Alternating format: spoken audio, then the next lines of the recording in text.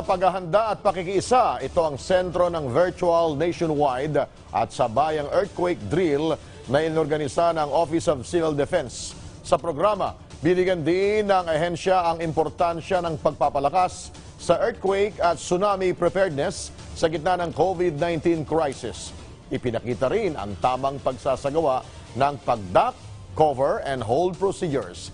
Kasama sa programa ang mga kinatawa ng iba't ibang departamento kung saan ipinaalala na tungkulin ng bawat isa ang kahandaan sa kalamidad.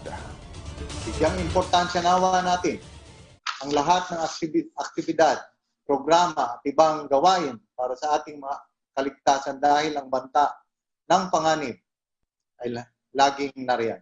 We cannot simply rely our survival on emergency rescue teams during disasters because they too can become victims of these catastrophes. Remember that in times of calamities, it is a yo-yo situation. You are on your own.